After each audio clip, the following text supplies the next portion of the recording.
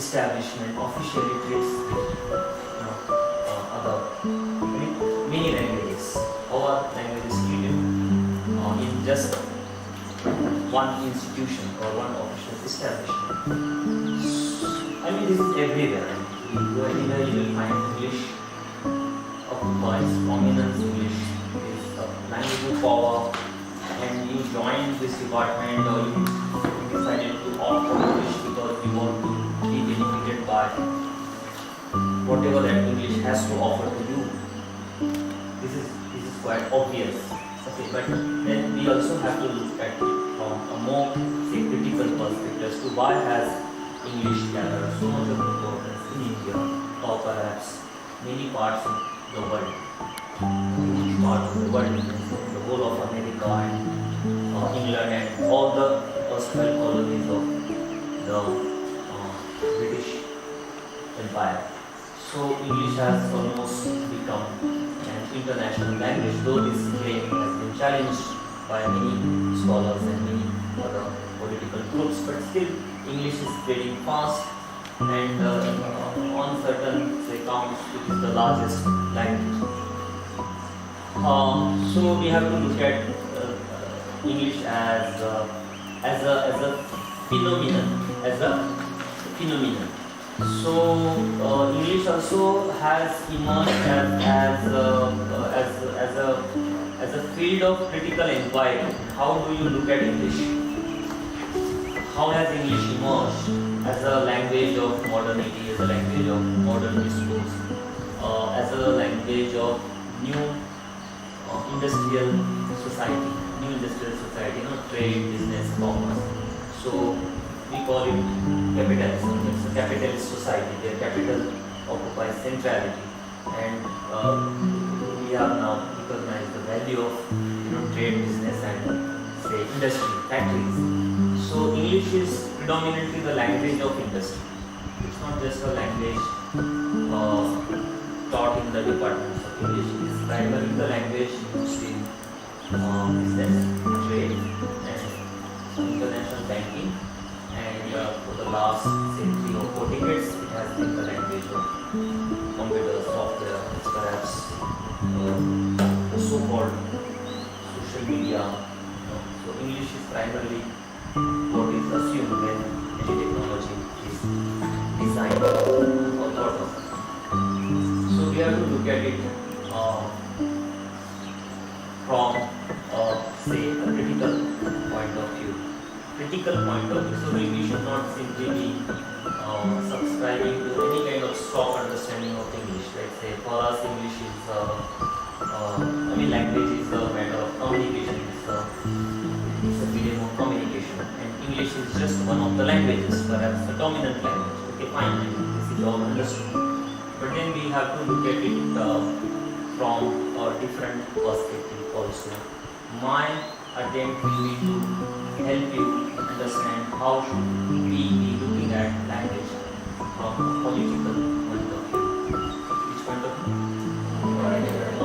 We are not the students of politics, but we can have a political point of view on language. We can have a political perspective on language. We can have a political understanding of language. There is a wonderful book written by Robert King. Nehru and Language Politics in India, but it's available, you can easily access it. Like Nehru and Language Politics in India. We all know that Nehru was the first Prime Minister of India. He was the Prime Minister of India for 18 years, first 18 years. And it was in the Nehruvian period, English flourished in India. There is an institute, now a university called the English and Foreign Languages University, located in Hyderabad. What is it called as? English and Foreign Languages University in Hyderabad. There are 2 institutes in India which were established by the central government in the early period of our independence. One was the IFLU, as it is called, English and Foreign Languages University in India, in Hyderabad, and another institute called the Central Institute of Indian Languages, which is located in Mysore. Mysore is a place in Karnataka. Hyderabad is in Telangana. So I visited both the places several times, and what I could see is it's an altogether different say kind of a picture when you go to Mysore and visit the dialects. It's a sinking kind of an institution. There are no faculties, no students, no courses offered, no programs, and not much funds. No money to really run programs. That is the institute for Indian language. What do you mean by Indian languages? Native languages. Okay. Can you name Indian languages? Hindi, Marathi. Yes. There are 22. 22 languages listed in the 8th schedule of the Constitution of India. But how many languages are there in India?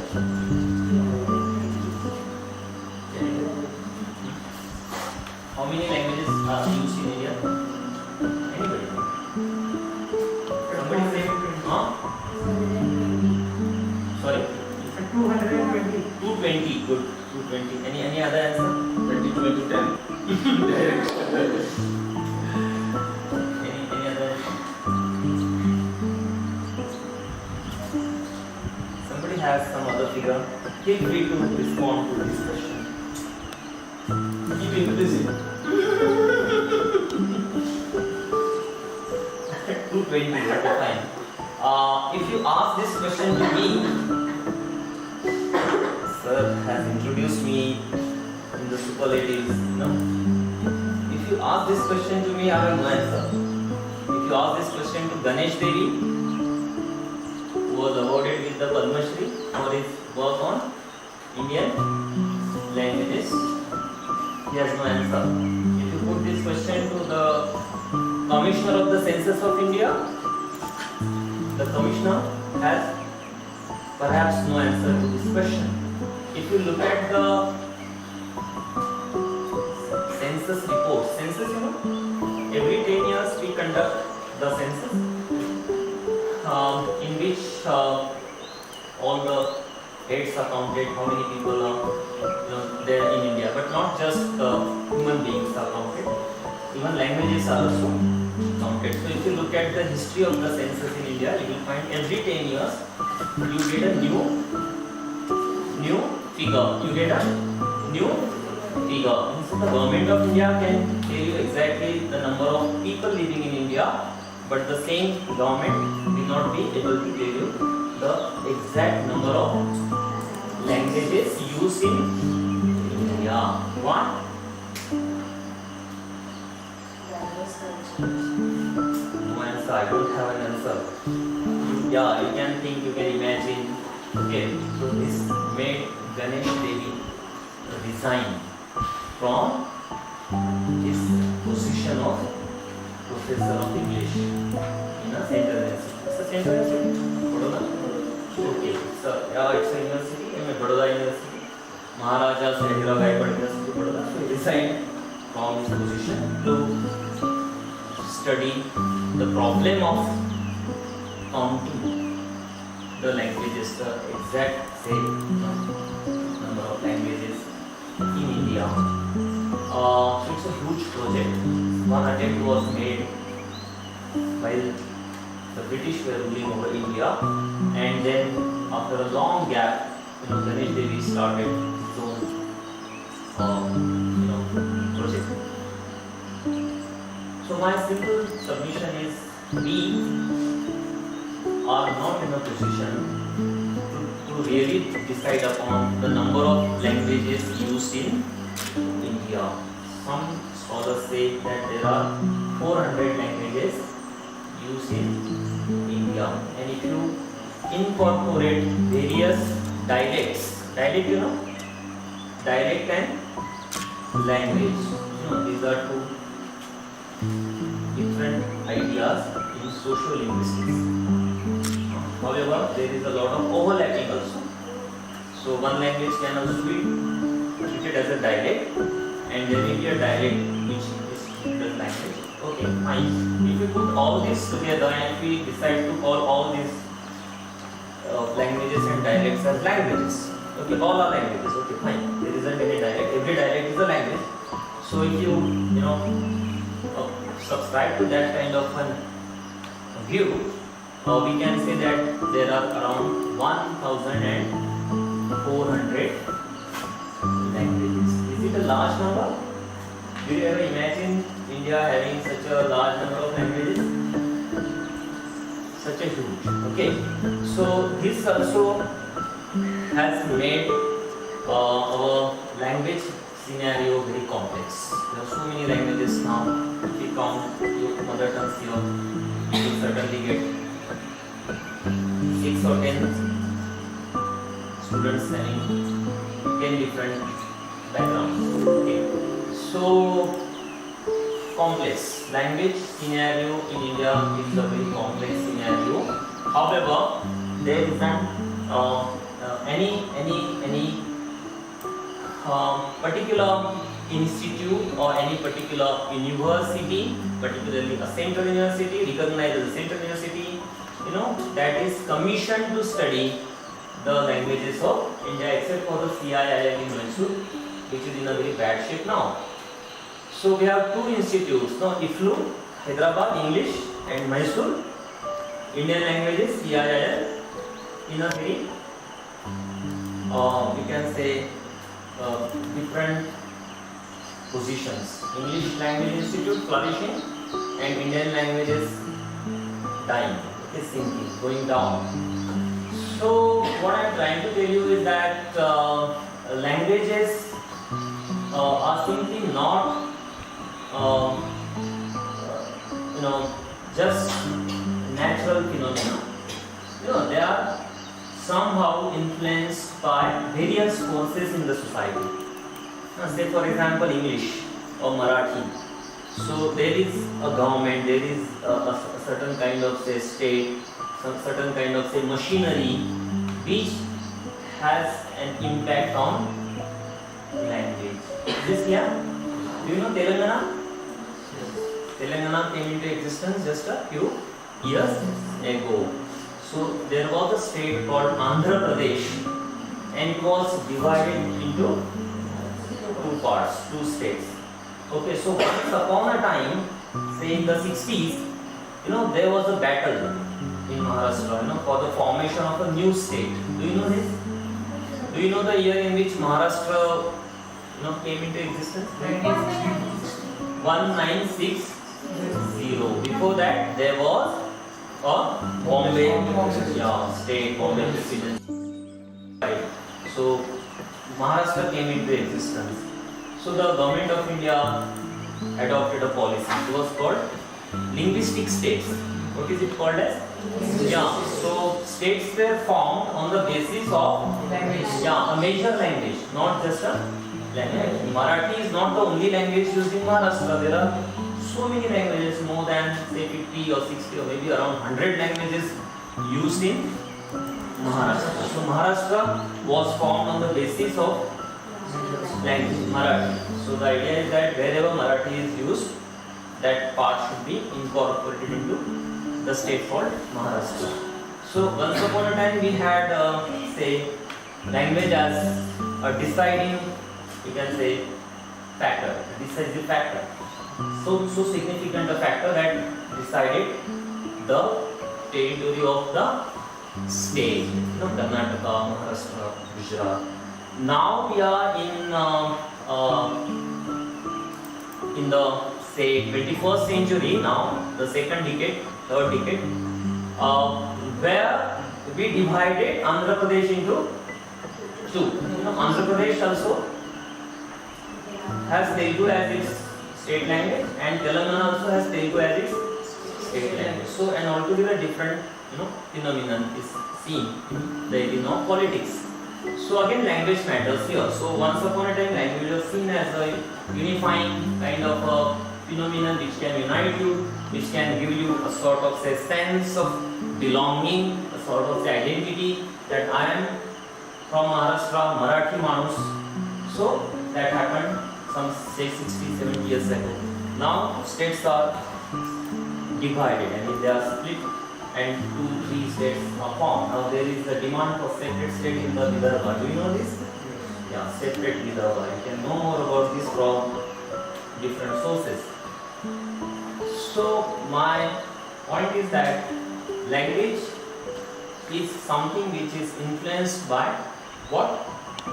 Yeah, state policy, by state policy, by the government.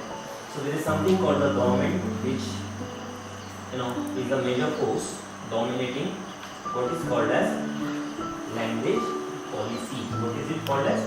Language policy. If you study national education policy, have you heard of this?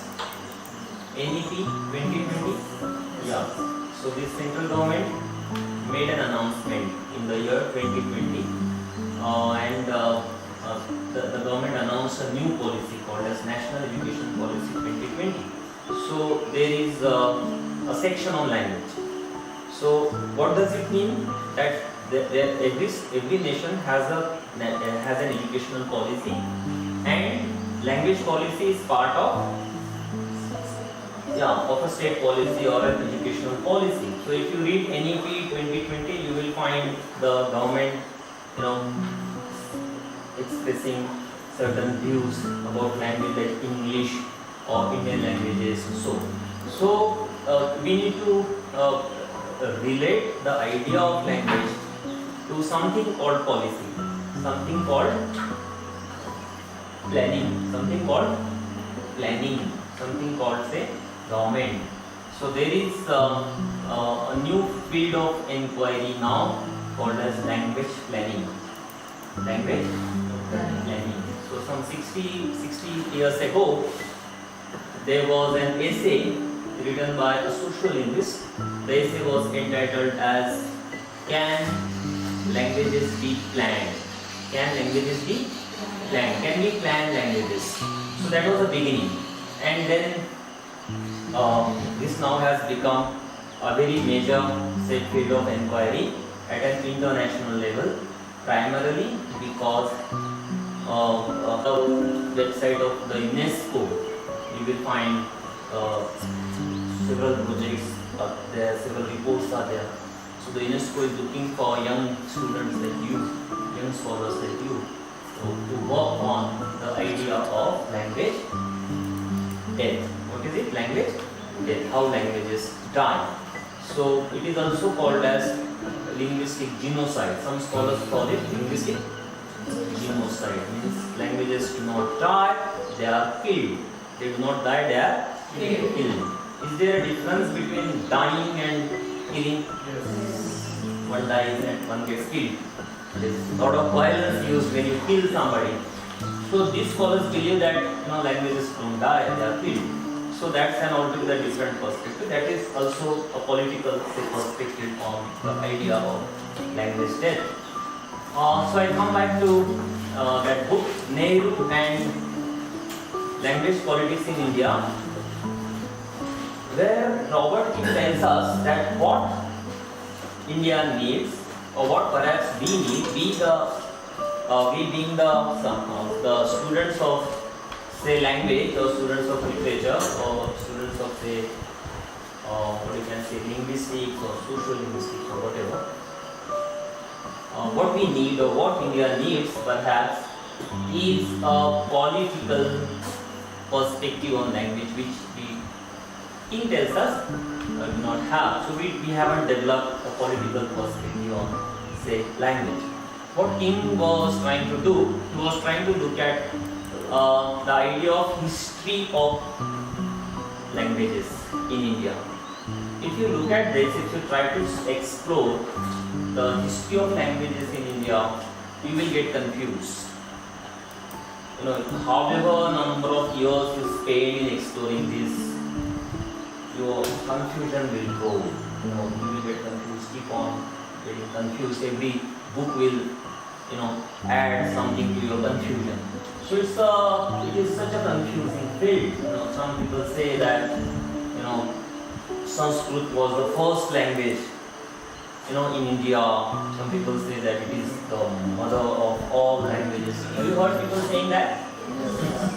Sanskrit is the mother of all, even Urdu. Urdu is an Indian language, of course. So Sanskrit is the mother of Urdu, Marathi, Kannada, whatever.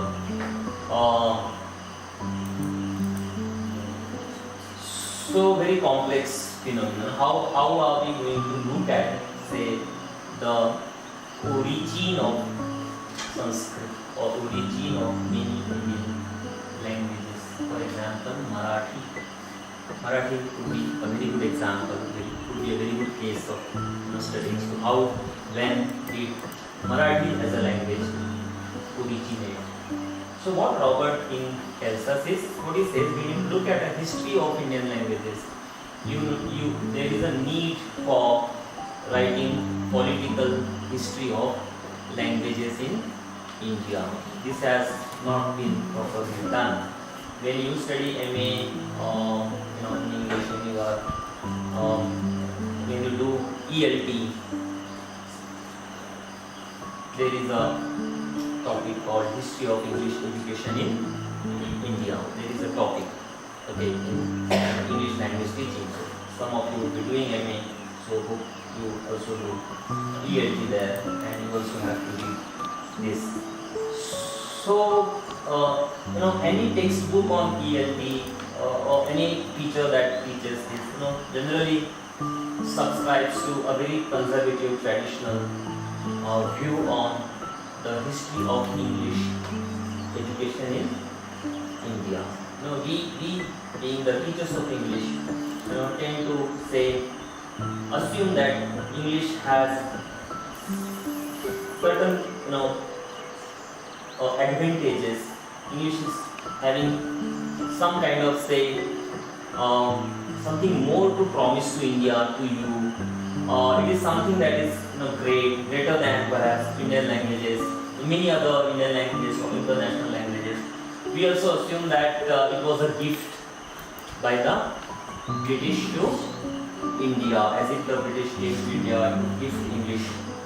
There is a wonderful book which this library possesses, this gift of English. This gift of English is the book. So this phrase, this gift of English, the title comes from Macaulay's Minute. Can you tell me the year in which Macaulay drafted his Minute? Do you know Macaulay? Heard about Macaulay? Yeah, some teachers made a mention of Macaulay, right? So Macaulay, Lord T.B. Macaulay drafted a Minute. It was a document. It was like a letter or a sort of proposition written in the year 1835. When? 1835, 200 years ago. So it is believed that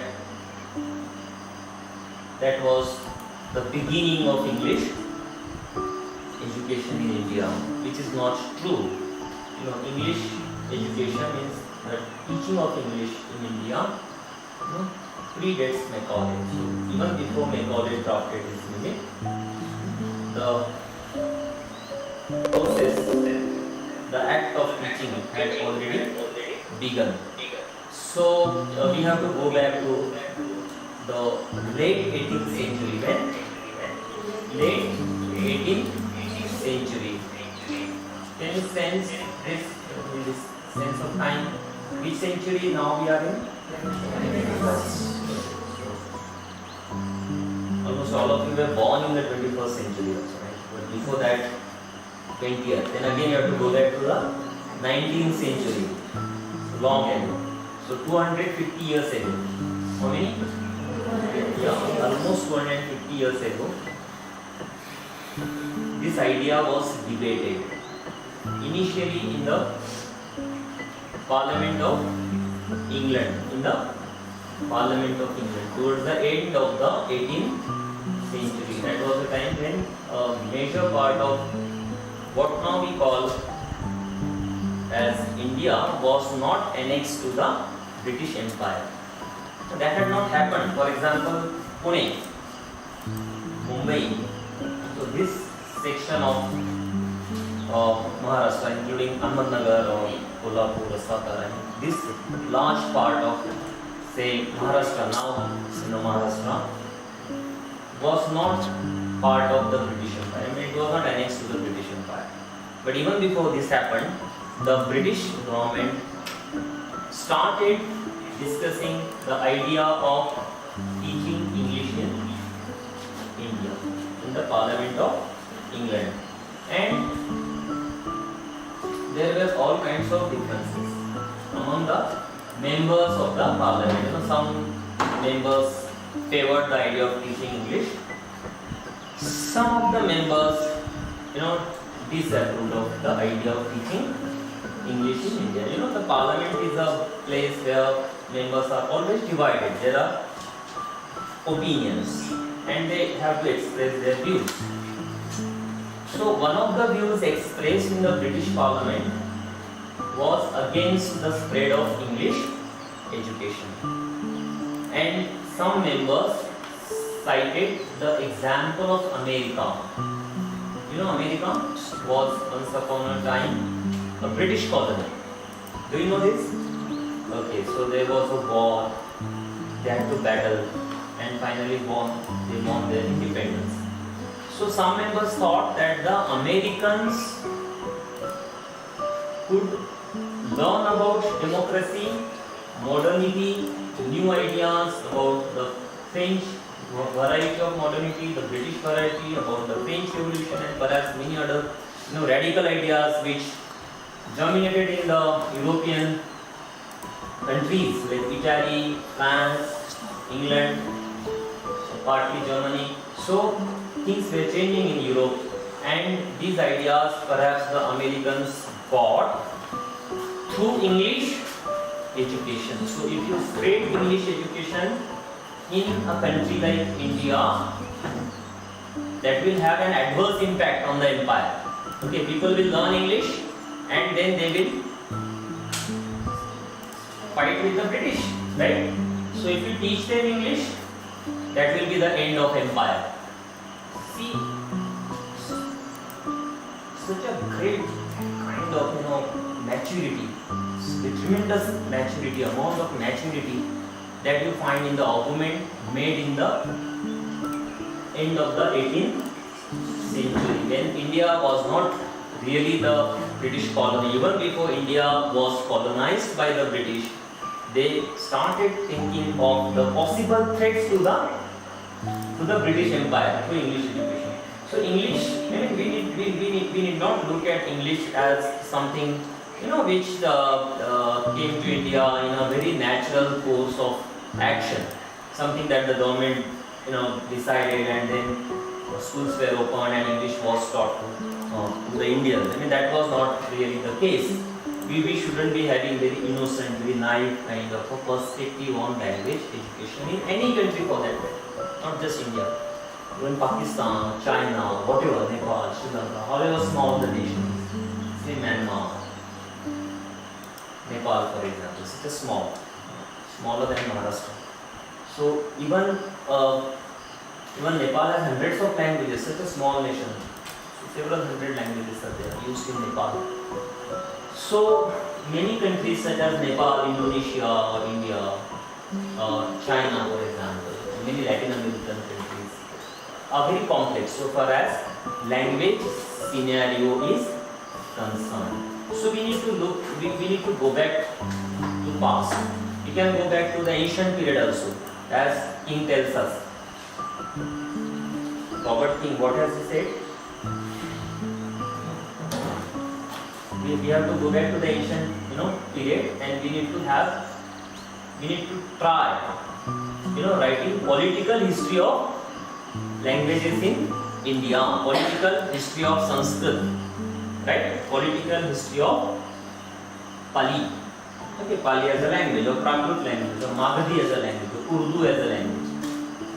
If you have to write a history of Urdu, you need to take politics into consideration. What? Politics into consideration. I come from a place called Nanded, which was part of the Hyderabad state. So Marathwada was part of the Hyderabad state. Urdu was the medium of education, right? Will you follow this? Urdu was the major language. It was not the language used by all the members of the society, not all the people in Marathwada, but that was the language of the state. So people had to learn Urdu. So until say 1948, everybody had to learn Urdu, irrespective of religion, irrespective of, yeah, the moment you think of Urdu, what we do, we tend to relate it to the Muslims, right? But it was more of a political decision. I mean, it was decided to use Urdu as a medium of education. So it was a regional language. So it was how the case was. But soon after, Marathwada came into existence as part of Maharashtra, as part of a region independent of the Hyderabad state. Urdu was done away with, and Marathi was used. Marathi was introduced in the school. So whether to use Marathi as a medium of education, or Urdu as a medium of education, or English as a medium of education is decided more by, say, the political authority than by any other agency, by any other, say, institution, by any other force. So the idea of using language in any educational establishment is primarily a political decision. Getting me? It is decided by by those who are in power. By those who are in power. So the British were in power until the year 1947. So they wanted English to be introduced in India, but selectively. Getting me? Selectively, you understand? Selectively means selectively distributing something selectively. I have supposedly 10 pens, so I decide to give my 10 pens only to boys, right? Or only to these people, and you will not get these pens or pencils or notebooks, whatever. So selective distribution of whatever that we have. So whether everybody was to be taught English, whether the British, decided to teach every Indian this language, whether every Indian was to be taught English. So this is a question which has been raised by many scholars belonging to many schools of thought. School of thought, what is the school of thought?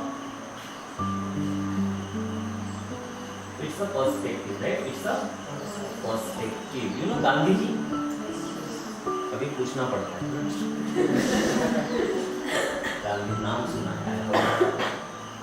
Okay, Gandhi. Okay, so there is a perspective called Gandhian perspective. Okay, you can have a Gandhian perspective on anything, right?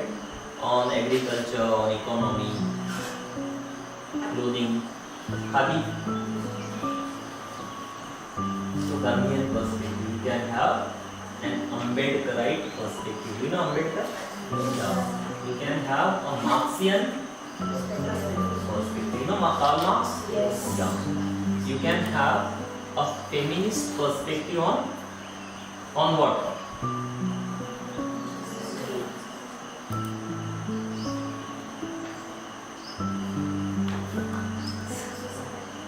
Just trying to look at the way you are sitting class.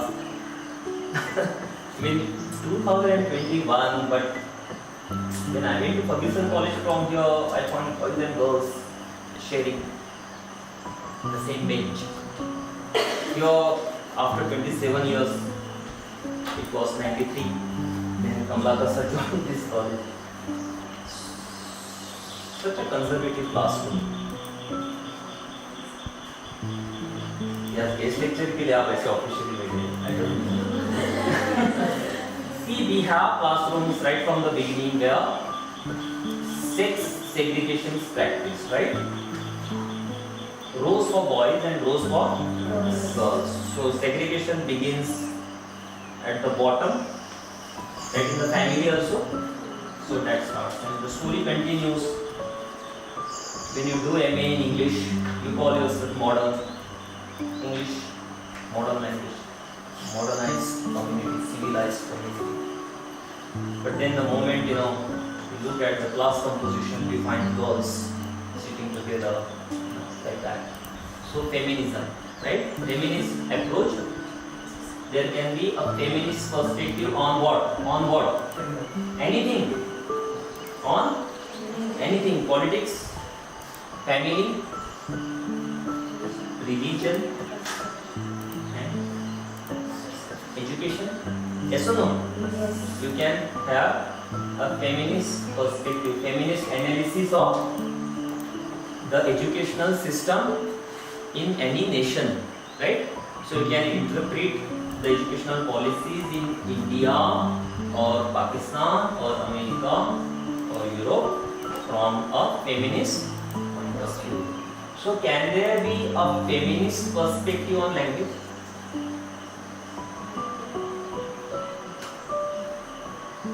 No?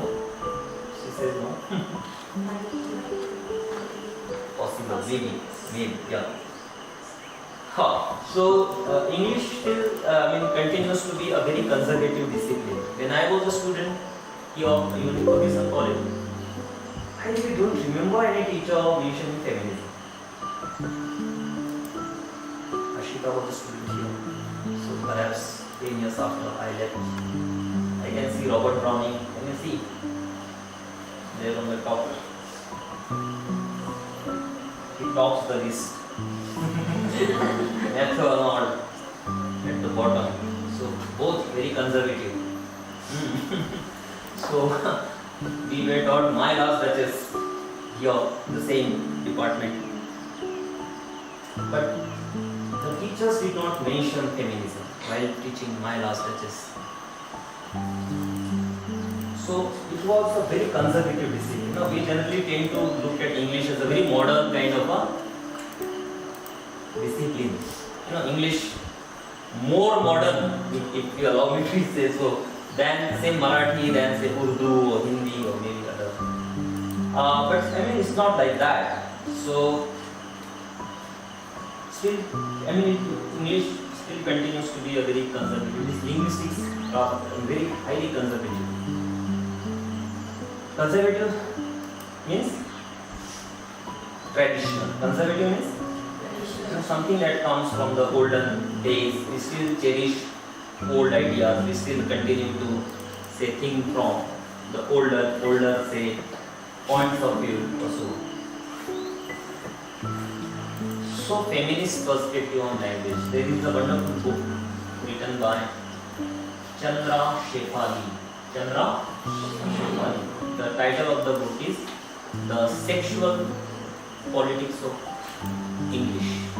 What is the title? The Sexual Politics of English. Now the question is whether a certain say language is somehow associated with gender. Whether a certain language policy, whether education in a certain language, like say education through English, for example, education through English, or we call it English education in India. Okay, let us call it Maharashtra now. English education in Maharashtra. Does it have anything to do with gender, or can we have say a feminist perspective on English education in India or English education in Maharashtra, for example? So until a few decades ago, nobody ever thought of doing this. So Chandra Shekhali perhaps was the first scholar to write a book on gender and English education in India. Can you repeat? Gender and English education in India. So I come, from a family very conservative, and my brother, got his daughter admitted to a Marathi medium school and his son to an English medium school. This happened with my kings. First of all, she did not really think it necessary to discuss this matter with me. I did my PhD in language education. So my brother decided to say, admit his daughter to nearby school and then his son to a very far off school. This happened just a few years ago. But Chandra Shekhali, I hope you will remember the name. Chandra Shekhali. You can note down if you wish. Chandra Shekhali. So what she did, she studied the idea of teaching English in which city? Which is the nearest city? Ahmednagar itself is a city, right? Where is our university located? Did you visit Pune? Several times. So it's a very modernized kind of a city, IT park. Now metro construction is going on. If you go to Pune, you will find metro route stopping constructed. So what Chandra Shekhali did? Chandra Shekhali studied how English was received in which city? Pune. How many years ago? Just 100 years ago. Just 100 years ago. I hope you remember the term selective distribution. Do you remember I mentioned this? I used this selective distribution of what? Of pens. Pens. Selective distribution of education. In any society you will find some people are educated, others are uneducated, illiterate, or half educated, or ill-educated.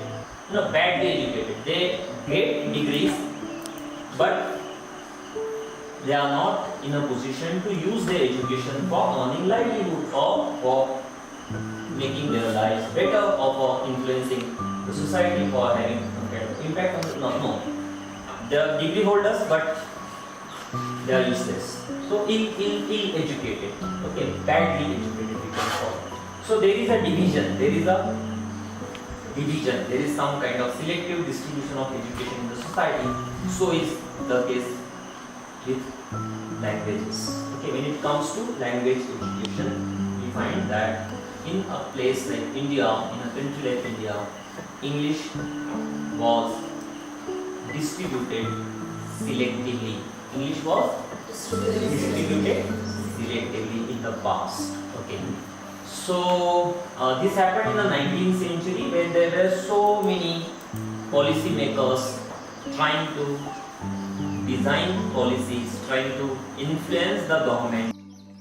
They introduce or implement the government policies in their own ways. So Macaulay was one, but there were many others. For example, there was a governor named Mount Stuart Elphinstone. You heard his name? No. Perhaps in your school textbook, perhaps you read about Mount Stuart Elphinstone. He was the commissioner of the Deccan, means this part of Maharashtra, and it was Elphinstone largely responsible for the defeat of the Peshwa. Do you know Peshwa? Yes. Did you visit Shaniwarwada? Okay, that is the place where the Peshwas used to live. So, the rule of the Peshwa came to an end in the year. Can you tell me the year?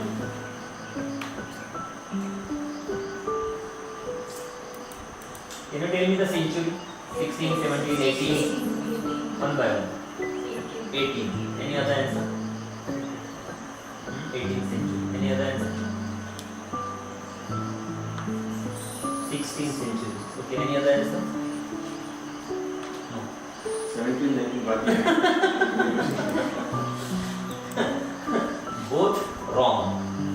Now, अभी छोड़ो 16, 18, wrong. Either 17 or 19. 17th century. This is the sense of history. So the Peshwas were defeated in the 19th century. Which century? Can you tell me the year in which the Peshwas were defeated? 1818. Very easy to remember, right? अभी भूलेंगे नहीं? कब तक? Next lecture. But very close to exam तक नहीं भूलेंगे. 1818 याद रहेगा? 1818. That was the year the British defeated the Peshwa. Okay. One battle was fought in Ahmednagar also. When you go to Maliwada, you know. Yeah. So you will find Jyotirao Phule statue there. And just next to that, there was a stone on which something was inscribed on. I think it is not so visible. Once I tried going there last year. So there is an encroachment and okay. But you can make a visit, being the students of English. You should know what happened in Ahmednagar 200 years ago. So the year 1818, when the this part of the Bombay presidency was attached to the British Empire. So Elphinstone, you should never forget Elphinstone as a ruler, as a governor, as a key person in designing educational policy, also language policy in Maharashtra. So what Elphinstone did? Elphinstone, occupied Shaniwar Wada. You know that place? Yeah. And he sat exactly on the stone, on the place, where the Peshwa used to sit. Right? So Bajirao was replaced by literally Elphinstone, and he started dictating, the policies or whatever. So many Brahmins from Pune approached Elphinstone, and they started telling Elphinstone that they wanted to be friendly with the British government. Getting me? We don't want to cause any threat to you. However, in turn, you should promise something to us. Right? It's a give and take. What is it? Give and take. Okay, I'll give you something and then in turn you have to offer something to me. So they started making demands and they wanted the earlier policies to be continued. Earlier policies to be continued. So the Peshwa had never thought of teaching English. Not a single school was opened by the Peshwa for teaching English in Pune or in any other part. So they wanted Sanskrit to be continued, and Elphinstone granted their demand. He decided to support Sanskrit education. So the government, the state, will take care of Sanskrit. That was the agreement between Elphinstone and the Brahmins in Pune. But there was a section of the Brahmins in Pune who started realizing the significance of English. Getting me? Significance of English. Sanskrit. Yeah, fine. We should learn Sanskrit. But then we should also learn English. Okay, so there was a conflict between two groups. The Brahmins were divided in Pune. So one small section was to make a new demand. What was it? A demand for English education. So in the year 1852, इसको भी भूलना नहीं. 1852. There were a few people like this, small group, 4 or 5 or 6. They wanted to go to, say, Vishrambad, where the resident used to, rule from. This is collector office. Just in front of Ahmednagar College. So Vishrambad was like that. So there was a group who wanted to, these people wanted to go to the British officer with a petition. Request. These are our demands. Please accept this petition. So they wanted to submit. But there was a lot of opposition in Pune, and there was also a threat. These people thought that the conservative section of the Pune elite, Pune Brahmins, might attack with stones, maybe with some other weapons. So there was a fear. And then Jyotirao Phule was very young, like you. He was your age.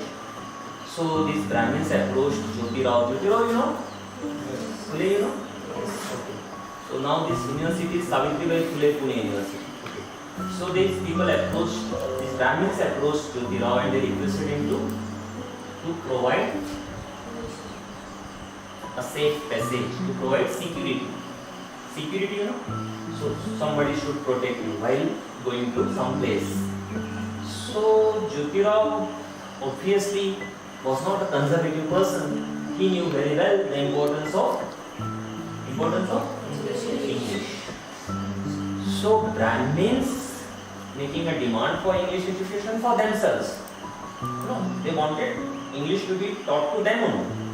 Okay, but despite this kind of a very strange demand, Jyotirao decided to protect, provide some kind of security to this group, and they started from some place and went to Vishrambagh Wada and submitted the petition. This happened in the year 1852. So Elphinstone had already left India, but before Elphinstone left India, he had decided to teach English only selective. There was a minute. You remember? Macaulay wrote a minute. In which year? 1835. Okay, but Elphinstone had already drafted his minute before Macaulay did that. So it was 1823 that Elphinstone wrote a long letter, long minute on education, where he very clearly wrote that English should be distributed selectively. Only a few people should be taught English. Okay. So Elphinstone, also, he continued to be an influential figure despite he left India. There is a college called Elphinstone College, Where is it? Mumbai. Okay. So before he left India, a few traders from Bombay decided to establish a college in his memory. So that happened. So the British government initially started teaching English to the Brahmins and some other upper castes. And this was found, this is found in many reports. As you study various reports, census, the census as a very huge kind of survey was started in India initially in the year 1871, and then it was carried out more systematically in the year 1881. So from there we have various reports available. So until the end of the 19th century in Maharashtra as well as in Bengal, these are two important states, we find only the upper caste had learned English. Getting me? So in the mid of the 19th century, we find the upper caste opposing the idea of learning English or teaching English. But towards the end of the 19th century, with the help of the British government, whatever help that they received, whatever financial or political support that they received from the British government, they somehow managed learning English. Now we have statistics available, data available, which tells us that English predominantly was a language of the upper castes in India till the end of the 19th century. And Chandra Shefali tells us that the newly educated people in Pune and perhaps in other parts of India also were not so ready to teach English to their wives and daughters. Okay, I am an English educated person, but I don't want my daughter to learn English.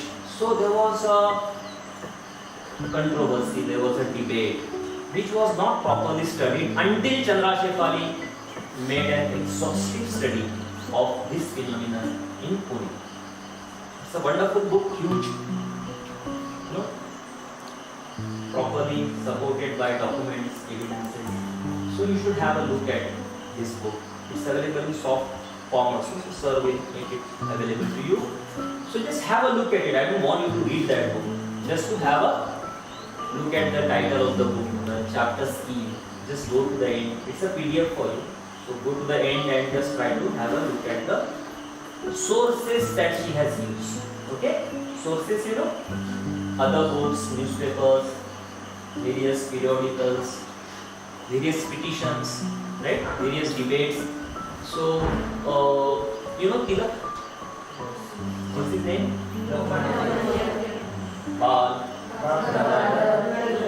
Just one of the leaders. Tilak, for example, was not in favor of teaching English to women. Getting me? I repeat. Tilak was not in favor of teaching English to women.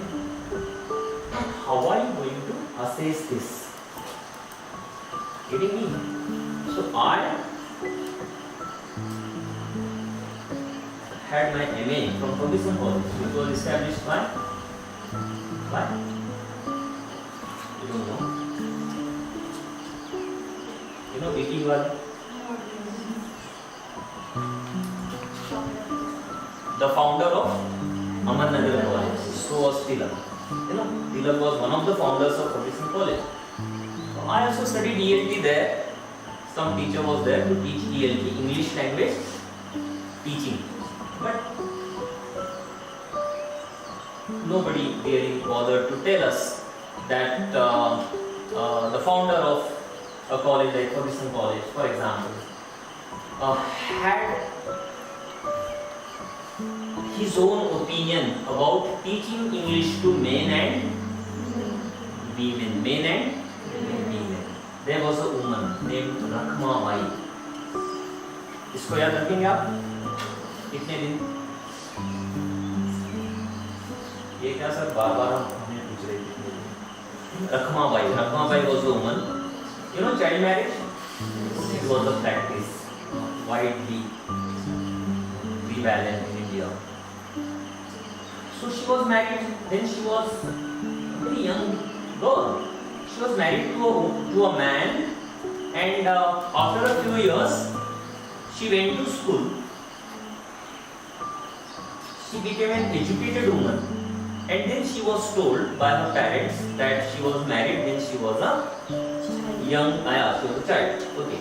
So she decided to refuse to go to her husband's place, to accept that man as a husband. So Rakhma Bai. So the matter was forwarded to the court, British court. But before it was forwarded to the court, all the influential persons in Pune started expressing their views. Getting me? So when there is a controversy in the society, you have to express your view on that particular topic which is controversial. So Bhandarkar, do you remember? And sorry, do you know this name? Bhandarkar? Bhandarkar was a social reformer in Pune. Agarkar, you know? Ranade, you know? नाम सुना है? Okay, M.G. Ranade, right? Mahadev Govinda Ranade. And Tilak, now everybody knows. One more, Pandita Ramabai. Have you heard? You heard about Pandita Ramabai. So these were the people, influential, personalities in Pune, and they were divided over the idea of Rakhma Bai's case, over the idea of Rakhma Bai's decision to not to go to her husband. She decided not to accept that man as a husband. So in this case, and so many people had to get involved, and there are now books available. You can read a book on Rakhma Bai's case which was contested in the court. Okay. So Tilak wrote an editorial. Tilak wrote a piece in Kesari where he said that women, if educated in English, would refuse to go to their husbands. If women are educated through English, if they are taught English, they would not get married. They would not accept family as an institution. They would denounce, their traditional roles. So have you seen this happening? An English educated woman deciding to not to get married. Does it happen in a society? All English educated women remain single. They don't get married, or they quarrel, or they become violent, or they don't do whatever. So this doesn't happen, right? And if a woman decides to remain single, of course she can. It has nothing to do with English. Even a Marathi knowing person and Urdu say knowing person or anybody has every right to take any decision about one's own marriage or so. But Tilak got a chance. Since Rakhmabai was educated and since she denounced whatever that she was expected to do, Tilak, made use of Rakhmabai to tell the wider society not to teach English to their daughters. So people were also afraid of English. There are so many what you can say,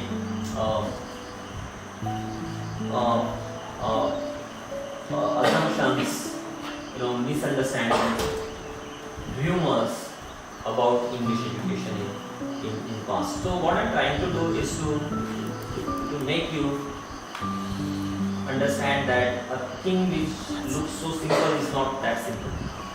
The arrival of English in India or the spread of English in India is not really that simple phenomenon. Now we are already into the age of globalization. What is it?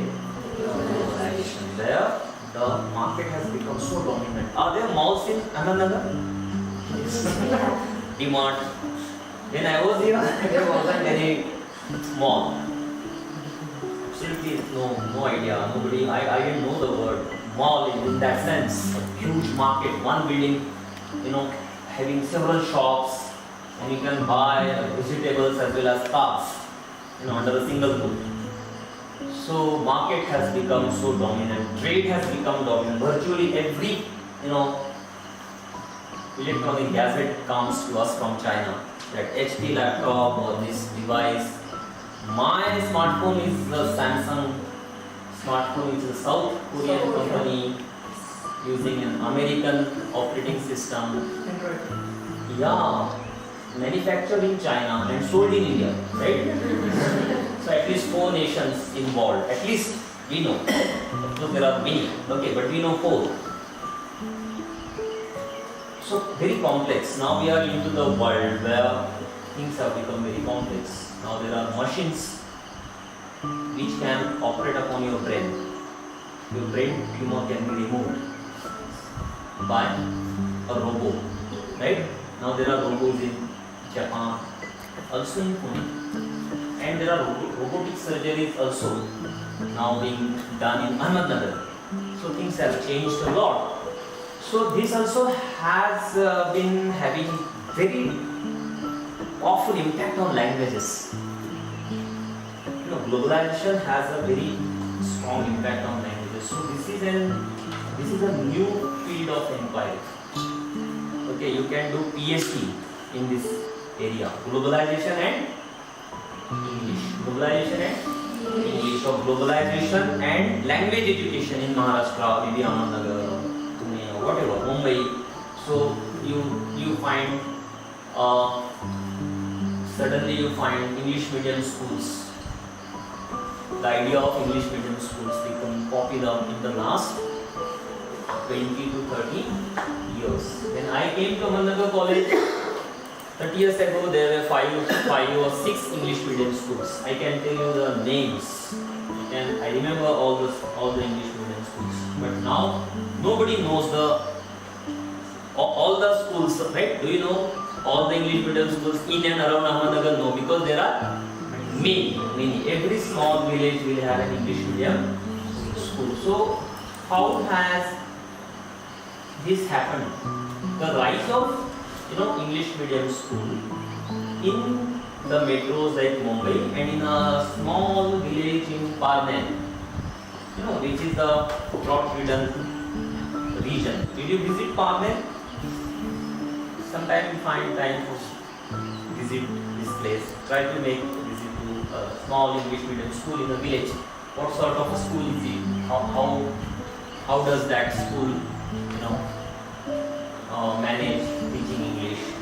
So you being the students of English, you can write your project on an English medium school in a remote village, right? That is perfectly fine for a student of BA English to write an essay on, maybe for college. Anyone, what is it? Pratibimb. Yeah, I wrote 2 articles when I was your age. Pratibimb, right? So you can write your articles on how there are now new English schools in villages, also in the cities. I think there is a new school somewhere in front of the railway station now. Very huge one. I came to know about that, but never happened to be there. So make a visit to that place.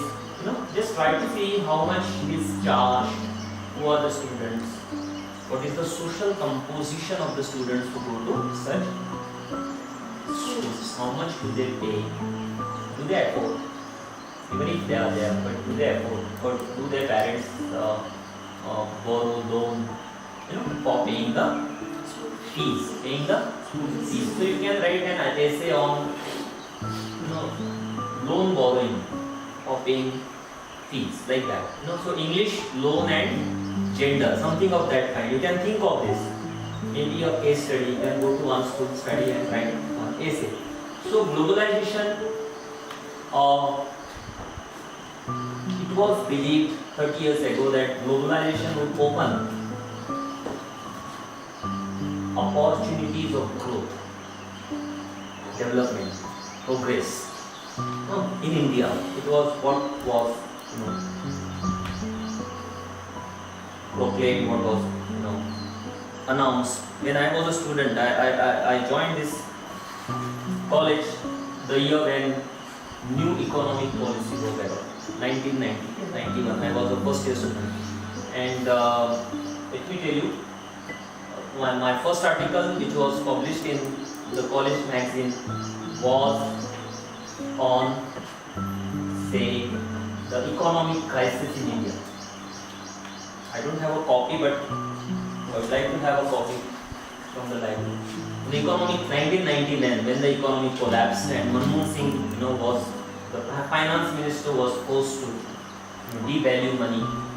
I was not a student of economics, but I wrote on devaluation of rupee, an article, and the second article was on the fall of the USSR. Do you know Russia? Yes. Yeah, it was a socialist country, it collapsed. So when I was a third year student, I wrote an article on the fall of the USSR. So that was the time when new things were happening, things were projected in a new manner, new light, new language, say progress, growth, all sorts of this vocabulary used.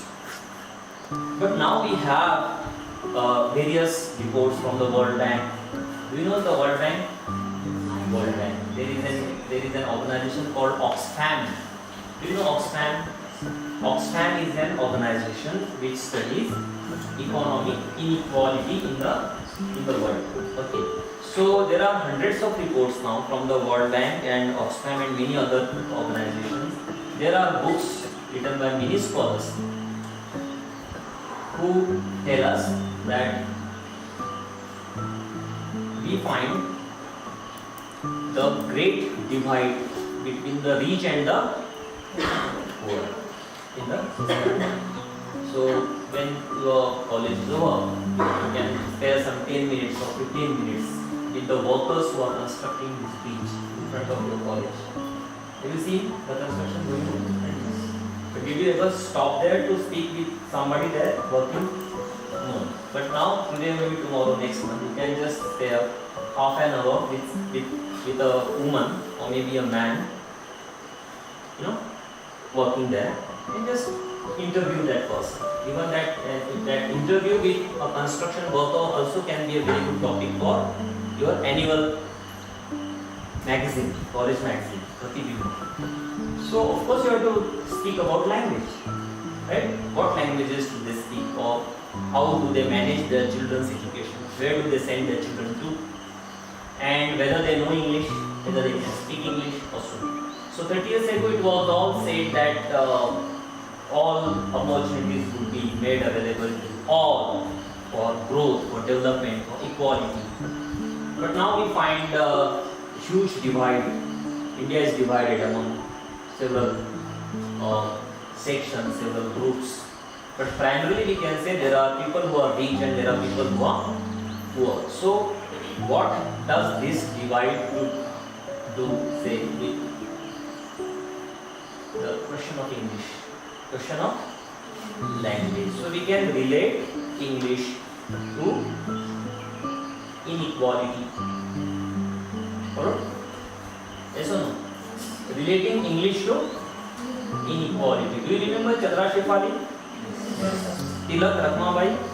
So we tried studying English in the context of gender then, 100 years ago. But now we can study the same phenomenon, English education in the context of inequality. In the context of inequality. So some scholars believe that English is largely responsible for the death of hundreds of languages in the world. I don't want you to subscribe to this view, nor do I. But we need to think of what the scholars have to say about English. English is to be studied in relation with other languages. Other languages. Okay, how should we relate English to Urdu, Marathi? How do they interact? What influence you find English on Marathi, for example? So there are many such studies possible. So when you grow up, when you do PG or maybe after that you like to continue with your own scholarly, say, persuasion. So you can continue with such ideas. So I better stop here, and I hope there are questions you can ask. If you have any. कुछ आए मन में या नहीं? कुछ सवाल? Yeah, if you have any question, you can ask. Let's go.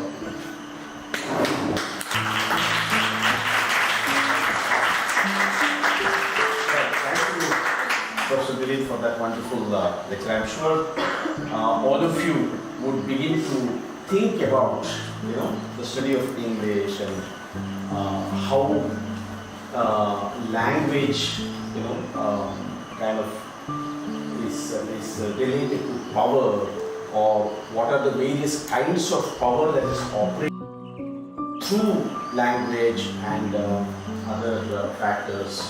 So, like Dilip so elaborately explained how English education in India is connected to male and female, or it's it is different for men and different for women, access to English education, or those who are rich and who are poor, those who belong to upper caste and other castes, and those who live in some region as against other regions, and cities as against villages, so on and so forth. So in this manner, he has tried to invite us to think about how a language can be at the center of dividing the society into on various grounds. So please remember also that he's not saying that we should not learn English or any other language. The most important perspective that he has suggested to you is to develop a critical sense. What we know, we should have a sense of a critical understanding of that, and that's what I think his lecture itself has illustrated. I hope you will take this forward, but in order to do that, you perhaps have some questions, some confusion, so you are most welcome to ask your doubts, your queries, your comments, whether in English or in any other language. He understands English, he understands Hindi, he understands Marathi, he understands Urdu, so you can ask in any of the languages if you have any queries. Yes. Don't be shy. You can close your eyes and ask question. If you are shy, close your eyes and ask. Sir, Yes. sir, why English is chosen as an official language in many countries? Sir, why English is used as an official language in many countries? So what is the main reason? It has something to do with colonialism. You know, the way British ruled over the world. Yeah, somewhat is 100 years ago, almost 100 years ago from now, 84% of the earth was under the influence of some of the other colonial power. Yeah? Now, so this will give you sense of how huge the project of colonization was. Right? Around 85% of say the earth and more than 90% of the population, you know, experience some or the other variety of colonial rule, and the British were the most dominant ones. You know, they ruled over America, they ruled over Australia, you know, they ruled over India. आज का India कोई जमाने में क्या था? Pakistan, Bangladesh, Myanmar, Sri Lanka, Nepal. So the Indian subcontinent, you know, the British ruled over the Gulf. The British ruled over some of the Latin American nations also. Not all, but some, and most importantly, the whole of Africa. So obviously, English became the official languages wherever the British ruled. In India, for example. So largely because of the introduction of English by the British, and these countries in the course of time became politically free, right? India became independent in the year 1947, and it was written in the constitution that the government of India will work hard for doing away with English in the next 15 years. In the next, it was written, this was a statement written in the constitution, for English is going to be there for the next 15 years. So ये 15 साल के बाद हमें English को कम करना है, क्योंकि we fought against the British Empire, right? We did not want English to be the language. We wanted our languages, you know, to grow. And the leaders like Gandhi ji or many other leaders had criticized the British for sabotaging the Indian languages. You know, they did not really let the Indian language flourish. So, chale jao. There was a movement against the empire, and we became free, and it was all. But see, this did not happen. Did it happen? No. So after 15 years, a review was taken, and it was decided. It was seen that English was growing fast, much faster than it happened during the British rule. So there was a demand for English from the people, and the government, I mean the state, those who were in power, recognized the importance of English in the international trade. You know, in the international, say, market, in say in the factories, in whatever technology used in production. So the industrialists and traders in India did not want to do away with English, because they wanted English to be used, and the opportunities that English had to offer to them in order to be part of the international trade market or so. So they did not want to lose this opportunity. This happened in India, this happened everywhere. Wherever the British ruled, there was a revolt against colonization, But the new rulers from various countries such as India did not want English home. Getting me? Yes or no? There is a wonderful book which I would suggest you may not read, and I really don't want you to read it right now, but somehow you can make to speak on that book, The Richard of the Earth. The title of the book is The Richard of the Earth, written by an Algerian scholar named Frantz Fanon. Where Fanon tells us how various independent nations such as India would fail to decolonize themselves. Getting me? Decolonize. I am not against English as such. We are not against English as such. But if at all it was decided to do away with English, जैसे कि हमने कहा ना British चले जाओ, तो English भी चले जाओ, ऐसी भी थी language policy. If you don't want English, वो ब्रिटिश की गुलामगिरी है, गुलामियाँ हैं British, so you don't want English. But this did not happen, and Fanon wrote a book just to warn us as to how our new elite, how our newly educated classes perhaps might become like the British, using English for their own growth, for their own development. So selective distribution of language education. Some people would learn English, master English, would use English for dominating the society. So perhaps some kind of warning was given by some scholars like Fanon. But this did not happen in India, nor in America, Australia, South Africa. Wherever the British ruled, they left English, and they left English to be used by the elite. Getting me? This did not happen everywhere in a uniform manner, but this happened in India, because India has a very complex history of caste. Upper caste, lower caste, everybody has Varna system. Yeah, everybody has one's own caste. Everybody knows. So caste is a very complex order which somehow manipulated English. Something that we need to learn. Maybe in future we can have more study to undertake, some books to read. There is a book, this gift of English in this library. Yeah, there is. There is a book here in the library.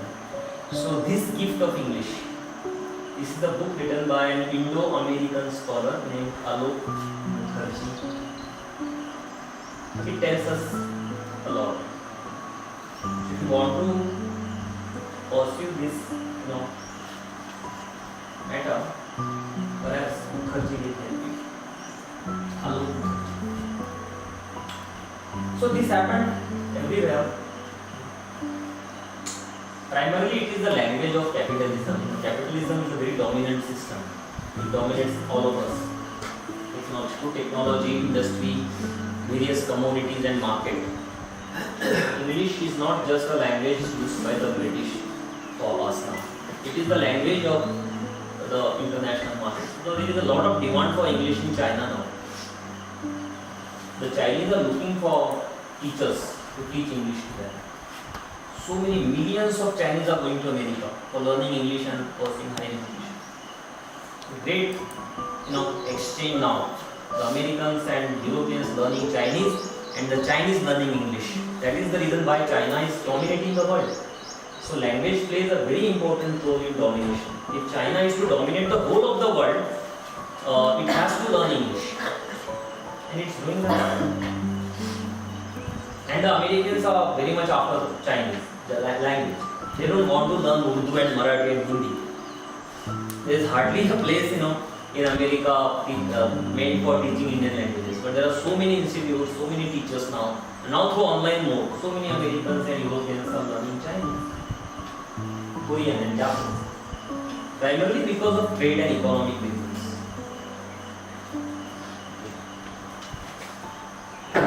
Next question. Where is it coming from?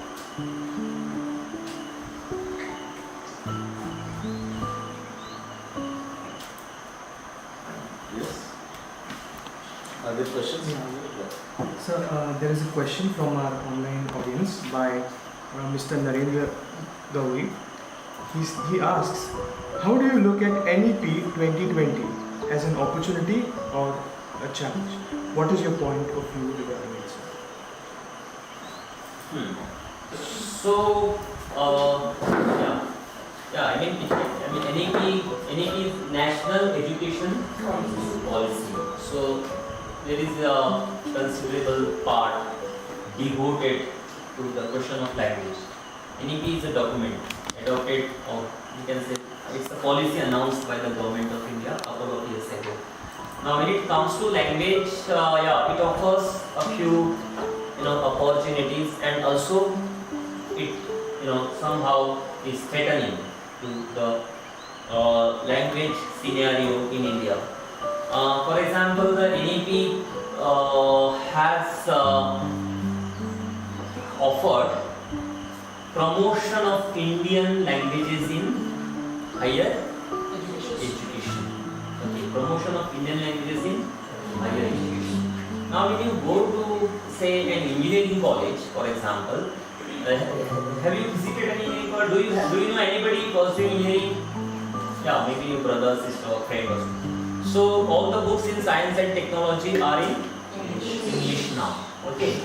So this policy tells us that this professional education also is to be imparted through Indian languages. So something that really a very positive step taken by the government.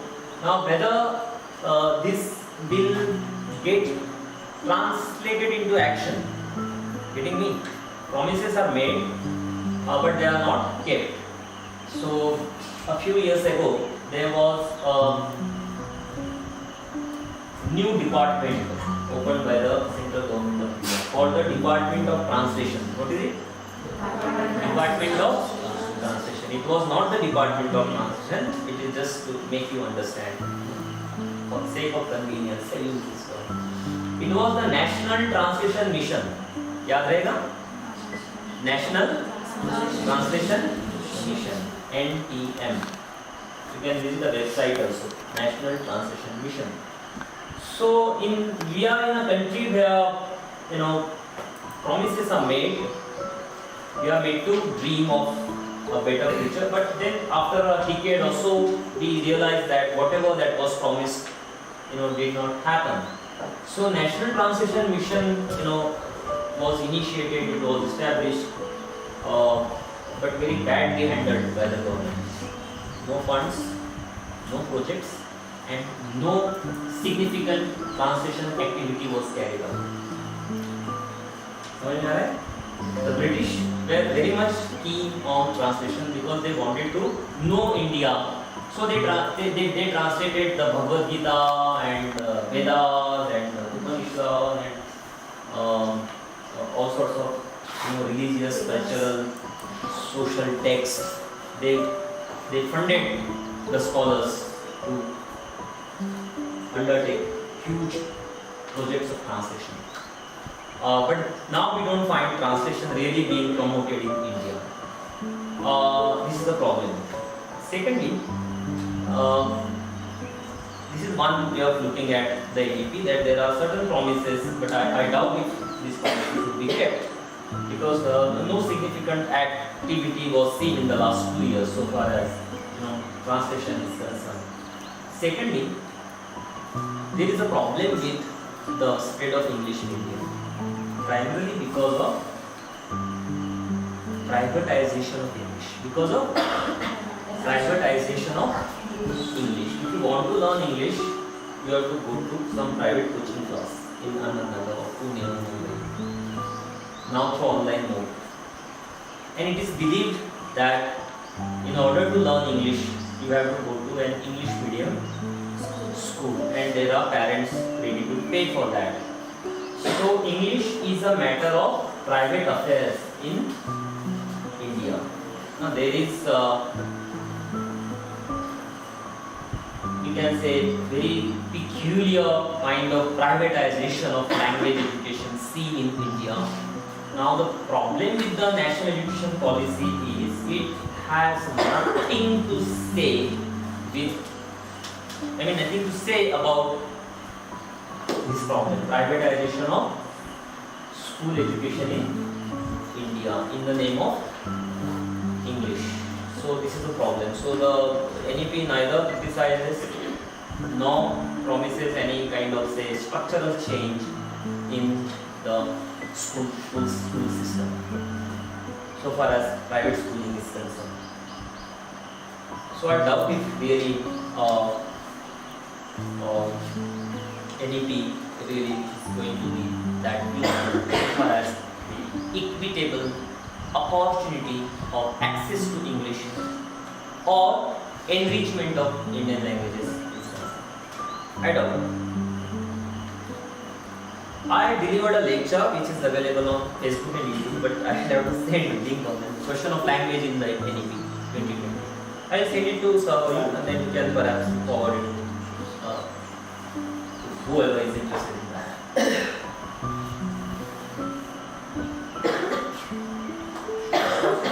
Okay, right. So thank you very much, Professor Dilip Chavan, for this wonderful session. I am sure this must be one of the great experiences of sitting for a 2-hour lecture that you have had after taking admission to another college. And thank you, Professor Chavan, for holding all our attention for this and also, I hope you will remember the seriousness with which we must go about studying what we are studying. That is an underlying message that I find in Professor Chavan's lecture. Go about pursuing your BA and then perhaps MA with various subjects. English as one of them, but you also have other subjects. But it is important to be a little more serious about this, rather than looking only at examination as your only goal of coming to another college and spending your most powerful years of your life. What Professor Chavan has invited you to do is to use this period to create a strong intellectual foundation for yourself by developing critical sense and also reading widely. I hope this lecture inspires you to do that, and your participation in this lecture gives us the inspiration to hopefully be able to organize more such guest lectures in the days to come. Thank you all for your presence.